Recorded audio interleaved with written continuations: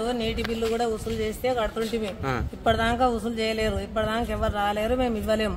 ఇప్పుడు సంధి ఇవ్వమంటానంటే మేము 10 ఏళ్ల సంధి మేము ఏడికెళ్ళి తెచ్చియాలి, మేము కట్టము, మా దగ్గర లేవని మా మున్సిపాలిటీ ఉన్నందుకు మాకు కోపులు కూడా లేవు, గ్రామ పంచాయతీలో కోపులు ఉన్నాయి. ఈ ఎండకన్నా మేము ఆ కష్టమనే చేసి కడదాము, ఆ కష్టం కూడా లేదు, ఈ కష్టం కూడా లేదు. మేము ఏడికెళ్ళి కట్టాలి, నీళ్లు తాగిందాక ఎండకు చచ్చిపోతాం, నీళ్ళు లేకపోతే ఉండవు.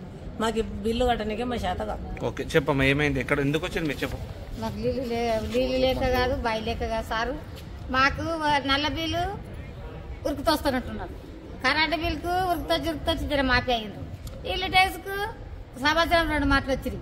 ఇక అదేదో అదైతే మన మున్సిపాలిటీ అని కడుతుంది. అమౌంట్ 20,000 ఇవ్వండి మా తాత తిననీకే లేదు, తాగనీకే లేదు. మేము యాక్టివ్ ఉండమంటే కూడా బోగాడు పెట్టుకొని ఉంటాం, కానీ మేమైతే నల్ల బిల్లు కట్టాం. నల్ల బిల్లు కట్టాం, మాకు పనులు లేవు, మాకు పనులు చూపించాలి. ఈ మున్సిపాలిటీ వేసిన వాళ్ళు ఎవరు, మాకు అస్సలు పనులు లేవు, తిన్నీకి కూడా తిప్పలేదు. మాకు కట్టం, మేము నల్ల బిల్లు కూడా కట్టాం, కట్టమన్నా కట్టం. ఎందుకు కట్టరు, నల్లలు వస్తున్నాయట కదా. మేము బతకనికి తిప్పలన్నది, మేము బియ్యానికి దానికి అన్నిటికీ మోతాదు సారు కట్టం. ఎవరు అడుగుతారు పైసలు మీకు, ఎవరు అడుగుతారు పైసలు? ఎవరు ఆయన అడుగుతున్నాడు, కరెంట్ ఆయన వచ్చే, నల్ల ఆయన వచ్చే అడుగుతున్నాడు, అందుకే వచ్చిన మేము కట్టం. మేము పేదోళ్ళం సారు కట్టం.